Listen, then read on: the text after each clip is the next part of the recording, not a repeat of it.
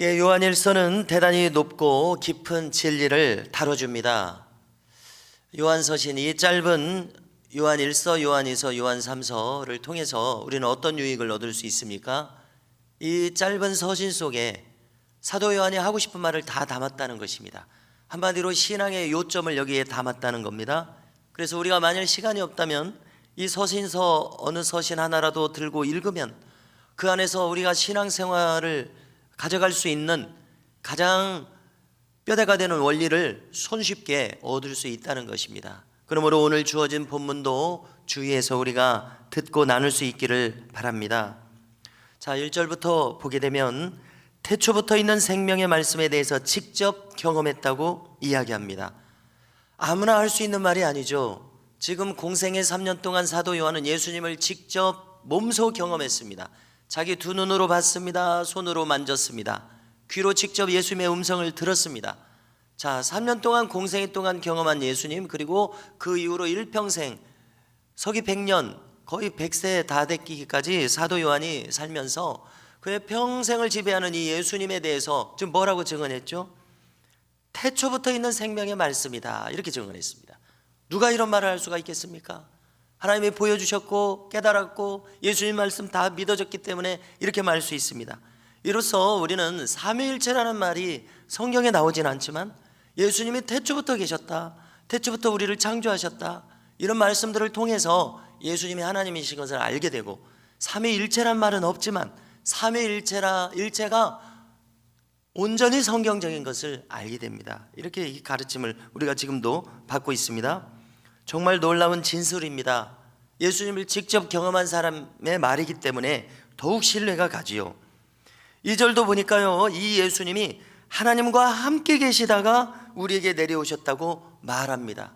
정녕 아무나 할 수 있는 말이 아닙니다. 그러므로 우리는 이대로 사도 요한의 말을 그대로 믿으시기를 주님의 이름으로 축복합니다. 3절에 보니까요, 왜 이 예수님을 전하는가? 그것은 너희로 하여금 우리와 교제하게 만들려는 것이다. 복음을 전하는 이유가 뭡니까? 안 믿는 사람 붙들어서 그도 우리와 이 교제 안으로 들어가게 하는 것입니다. 왜 이 서신서를 쓰고 있습니까? 너희로 이 교제권 안으로 들어오도록 초청하는 것입니다. 자, 이 교제란 무엇입니까? 아버지 하나님 계십니다. 아들 예수님 계십니다. 우리가 믿음을 가진다고 할 때 어제 이슬람에 대해서 나눌 때도 나왔습니다마는 우리 기독교 신앙의 본질은 결국 예수님을 믿어서 어떻게 합니까? 하나님이 내 속에 들어와 계시는 거예요. 예수님이 내 속에 들어와 계시는 거예요. 그래서 내 생각만 있는 것이 아니라 하나님의 생각이 떠오르게 하십니다. 그러면 그것을 우리 하나님의 음성으로 믿고 그 음성을 쫓아서 살면 우리가 생명 속에서, 진리 속에서 영생을 추구하면서 정말 흔들림 없이, 세상 사람들이 얻지 못하는 것이 무엇입니까? 심령의 평안을 얻지 못해요. 마음이 편하지 않다는 거예요. 하나님 없으니까 항상 쫓기는 삶을 살 수밖에 없죠. 그러나 우리는 아무리 어린아이라도 아무리 노년이시라도 하나님이 내 안에 계시면 이 평안이 있다는 겁니다. 이 기쁨이 있어요. 불안하지가 않아요. 다 그러시죠? 그러시리라 믿습니다. 이 교제 말입니다. 우리 기독교 신앙의 핵심입니다. 그래서 가만히 보건대 이 이상의 것이 없습니다. 질문을 해보십시오. 있나요? 없습니다. 그래서 이 최고의 것을 너희에게도 선사하려는 것이 목적이다. 요한일서 쓰는 목적이 이것이다. 그렇습니다. 이렇게 우리의 신앙이란 내가 하나님 예수님과 교제하고 또 다른 사람에게도 이것을 권해서 전도가 이것입니다. 그도 이렇게 교제하는 복된 삶, 인간이 마땅히 사는 삶으로 살게 하는 것입니다. 그래서 우리가 교회 안에서 이런 사람들이 모여서 신앙생활하는 것이 교회입니다. 그렇죠? 그래서 우리 옆에 있는 우리 믿음의 지체가 얼마나 소중한 분인지 모르겠습니다. 이 교제 안에서 같은 삶의 패턴과 방향으로 살아가는 것이기 때문에 그렇습니다. 어떻습니까? 이것이 진리의 길입니다. 생명의 길입니다. 유일한 인간이 살아갈 방식입니다. 영생의 길입니다. 아멘, 믿습니다. 할렐루야. 그래서 이것을 위해서 이 서신서를 쓰게 되었으며 또 우리의 기쁨이 충만케 하려 한다 말합니다. 자, 여기서 우리란 사도 요한 나만을 가리키지 않죠. 이 글을 읽을 너도 가리킵니다. 지금 이 말씀 나눈 우리도 포함합니다. 쌍방 모두가 기뻐지게 만들려는 거다는 겁니다. 요한이 이것을 써서 요한만 기쁜 것이 아니라 이 서신을 받는 사람들도 기쁘게 만들려는 목적이라는 이야기입니다. 자, 믿는 자에게 있어서는 재미와 기쁨을 좀 구분해야 되겠습니다. 이건 다른 말입니다. 기쁨이야말로 보다 고차원적이고 최선의 것입니다. 자, 재미는 잠깐 지나가는 것이라고 우리가 개념을 정리하겠습니다. 그러면 이 재미라고 하는 것은요, 있으면 좋죠. 재미있는 것이 좋죠. 그러나 유한한 것이다, 이것입니다. 그러나 기쁨은 영혼과 관계된 것이어서 기쁨은 더 고차원적이고 소중한 것이고 꼭 있어야 됩니다. 세상의 사람들은 이 기쁨이 있을 리가 없습니다. 그러나 하나님과 화평한 우리는 이 기쁨이 우리 속에 들어와 있다, 이것입니다. 지체들을 볼 때 그에게도 이것이 들어있어서 우리 믿음의 사람들끼리 함께 지낼 때 이 기쁨을 함께 누리고 그에게 있는 기쁨을 보고 이렇게 살아가도록 만드셨습니다. 우리는 기쁨을 필요로 하죠. 그러나 이 기쁨을 인위적으로 만들 수 없습니다. 오직 진리 안에 있을 때, 참 안에 있을 때, 주 안에 있을 때만 가능합니다. 그리고 이 기쁨은 조금 전 거론한 것처럼 여기 지체들과 함께하는 공동체성을 가집니다. 혼자만의 신앙은 힘듭니다. 어렵습니다. 고립되어 있습니다. 우리가 체리톤 수도원 속에 혼자 들어가서 한 사람 두 사람 그렇게 예수님만 찾고 성경만 읽고 그렇게 하는 것도 참 대단하다고 생각해요. 혼자서 신앙생활하는 거. 혼자 독수도 방을 만들어서 사막에 혼자 들어가서, 그것도 대단합니다만은 수도사들이 대개는 공동체를 이뤄서 거기서 함께 사는 거예요. 거기도 인간 사회인 거예요. 뿐만 아니라 우리 교회는 더 그렇죠. 많은 사람들이 서로 힘이 되어서 살아갑니다. 이렇게 신앙은 공동체성이 있을 때 이 공동체성이 우리를 지켜주고 있어요. 자, 우리가 교회에서 서로 관계하면서 공동체로서 신앙을 가지는 것은 사활적으로 중요합니다. 가령 저만 해도 요 앞에 교우들이 계시기 때문에 제가 말씀을 준비합니다. 단위에 두려움으로 섭니다. 제가 두려움으로 서고 있거든요. 여기에서 허튼 소리를 하지 않기 위해서 무던히도 애를 쓰고 있습니다. 왜 이런 일이 가능해지는 겁니까? 요 앞에 계신 우리 교우들을 제가 두려워하고 하나님을 두려워하기 때문에 함부로 말을 할 수가 없는 것이죠. 그래서 이렇게 준비해서 하게 됩니다. 이것이 저의 신앙을 지켜주고 있습니다. 마찬가지입니다. 앉아 계신 교우들께서도 목사를 의식합니다. 목사의 시선을 의식하시죠. 저의 판단을 의식하시지 않습니까? 그리고 주변 지체들의 판단을 의식하게 됩니다. 그러므로 이것이 어떤 작용을 합니까? 우리의 신앙을 지켜주는 작용을 해요. 그래서 우리가 이 안에서는 서로의 시선과 또 서로 돌봐주고 또 아껴주고 또 염려해주고 이런 것이 있기 때문에 함부로 죄를 지을 수 없는 신앙 공동체가 된다는 것입니다. 그렇지 않습니까? 또 어떤 사람이 죄를 져요. 그러면 이 신앙생활을 함께 하면서 티가 나요. 말하지 않아도. 저분이 뭔가 어렵구나, 얼굴이 어두워졌구나, 삶이 지금 좀 팍팍해졌구나, 이유가 무엇일까 드러난단 말입니다.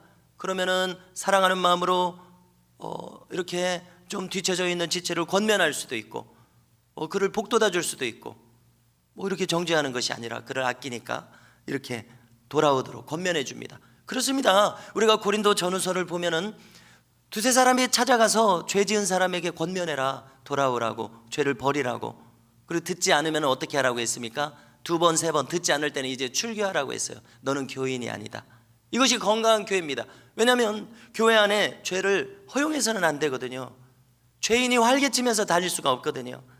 그래서 교회에서 함께 지체되어서 공동체로 신앙생활하는 것은 우리를 지켜준다는 얘기입니다. 얼마나 귀합니까? 함께 기도해 줍니다. 기도 제목 나눕니다. 그래서 우리는 건강한 교회, 서로 이렇게 아름다운 신앙으로 소통이 원활하게 이루어지는 살아있는 교회 반드시 만들어야 될 줄로 믿습니다. 그것이 너와 내가 살 수 있는 길이고 성장하는 길입니다. 혼자서는 참 힘들다는 것이죠. 왜냐하면 혼자는 지칠 때가 있습니다. 범죄의 유혹이 찾아올 때가 있습니다. 그러면은 누가 나를 지켜보면서 나를 깨어있게 해주겠냐는 것이죠. 내가 언행심사를 삼가도록 만들게 해주겠냐는 것이죠. 어리석은 선택을 할 수가 있습니다. 혼자 신앙생활하면은 주변 사람들이 안 보니까요. 그러나 함께 가까이 있는 지체에 의해서 어리석은 선택을 포기하도록 만든다는 것입니다. 저분이 나를 보고 있으시지, 저분이 나를 지켜보고 있다, 나를 기대하고 있다. 그렇기 때문에 어리석은 죄악된 선택을 할 수가 없는 것입니다. 그러므로 우리는 함께 공동체 속에서 이렇게 신앙생활을 해 나가야겠습니다. 교회에 속하여 유기적인 교제 속에서 살아야 하겠다는 것입니다. 자, 5절부터는요 하나님을 대해서 한마디로 표현할 때 뭐라고 표현합니까? 한번 눈으로 보십시오. 하나님은 뭐라고 표현합니까? 하나님은 빛이시다. 너무나 쉽고 단순하고 옳지요. 빛의 반대는 무엇이죠? 어둠입니다. 하나님은 빛이시고 어둠이 하나도 없으시다. 이렇게 너무나 쉽고 명명백백하게 설명해 줍니다. 그래서요 이것을 우리에게 가져와 보십시오. 그분을 믿는 우리들은 그분의 형상을 닮은 자들입니다. 그래서 우리도 빛이 돼서 빛을 따라서 살도록 부름받았습니다. 그래서 사도 요한은 강조합니다. 만일 우리가 빛 가운데 행하면서 나에게서 어둠이 나타난다면 그것은 있을 수 없는 일이다. 그것은 거짓말이다. 이렇게 말하고 있습니다. 그 사람은 진리에서 떨어진 사람이다. 이렇게 말합니다. 자, 빛 가운데 있는 사람은요 공동체 안에서 서로 참된 사귐을 가집니다. 그러면 그것은 무엇이냐? 예수의 피가 우리를 깨끗하게 한 일이라는 것입니다. 그래서 우리는 반드시 이 원리를 깨닫고 이 원리대로 살아야겠습니다.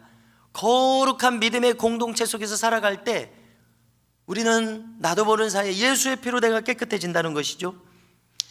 그래서 우리는 함께 신앙생활하는 지체들이 이 빛이 아니면 견딜 수 없는 그런 교회가 돼야 하겠다는 겁니다.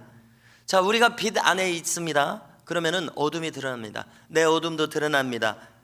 옆에 있는 사람의 어둠도 드러납니다. 지체 중에 어둠 속에 있으면 그 사람의 어둠이 드러나요. 실체가 드러날 수밖에 없습니다. 그러면 어떻게 해야 되죠? 그 어둠은 떠나버리거나 빛 안으로 들어와야 됩니다. 자, 이것이 회개입니다. 그래서 이 둘 중 하나밖에 없습니다. 좀 어두워진 사람이 빛 안으로 들어오거나 아예 이제 떠나가 버리거나 그렇습니다. 자, 8절을 주목하십시오. 만일 우리가 죄가 없다고 말하면 스스로 속이는 것이다. 또 진리가 우리 속에 있지 않다 말합니다. 당연하죠. 그래서 교회는 회개하는 공동체입니다. 그래서 우리 안에 있는 어둠과 비진리가 드러나는 그런 공동체가 건강한 공동체, 살아있는 예배 공동체입니다. 그것들이 견딜 수 없어서 빛으로 변화되든지 생명으로 변화되든지 아니면 이제 그 견딜 수 없으면 나가야죠. 어떤 형식일지 모르겠습니다만은 그런 살아있는 공동체가 돼야 되겠습니다. 그래서 사도 요한은 우리가 죄를 자백하는 사람이 되고 그런 공동체가 되어야 한다. 오늘 본문 말미에서 말하고 있습니다. 그러면 하나님은 신실하신 분이시고 의로우신 분이셔서 우리 죄를 사하신다. 우리 모두를 불의해서 깨끗하게 하신다 말씀합니다. 너무나 귀한 말씀입니다. 우리가 자백할 때 하나님 사하시는 일, 이것이 우리가 기도하면서 반드시 있어야 될 일이죠. 예배하면서 반드시 있어야 할 일, 신앙생활하면서 반드시 있어야 할 일입니다. 얼마나 귀합니까? 이것이 없으므로 우리는 괴롭고 우리는 죄책감에 빠져 있고 살 수가 없게 되는 것 아닙니까? 또 10절을 들으십시오. 만일 우리가 범죄하지 아니하였다면 하나님을 거짓말하는 이로 만드는 것이니 또한 그의 말씀이 우리 속에 있지 아니하니라 말씀합니다. 하나님의 속성 한 가지는 하나님은 거짓말이 불가능한 분이십니다. 즉 죄인을 갖다가 이 사람은 의인이다 이렇게 하실 수가 없으세요. 또 의인을 갖다가 이 사람은 죄인이다 이렇게 하실 수가 없으세요. 그러므로 우리가 택할 수 있는 유일한 길은 무엇입니까? 있는 사실 그대로 하나님 저는 죄인입니다. 하나님의 긍휼히 여기시는 불쌍히 여기시는 하나님의 따뜻한 저를 품어주시는 것이 필요합니다. 이렇게 고백해야 돼요. 이것이 우리에게 사실이거든요. 이 한마디뿐입니다. 하나님 앞에서 우리가 할 수 있는 말이요. 하나님 저 불쌍히 여겨주세요. 그러면 하나님은 어떻게 하신다고요? 우리를 기꺼이 사해 주시고 그리스도의 보혈로 깨끗게 하셔서 우리를 성결케 하실 줄로 믿습니다. 오늘도 사도 요한이 전하는 이 변할 수 없는 진리를 붙들어서 우리가 빛 안에 거하고 보혈로 깨끗함을 받고 그래서 참 자유와 참 기쁨 가운데서 살아가시기를 주님의 이름으로 축복합니다.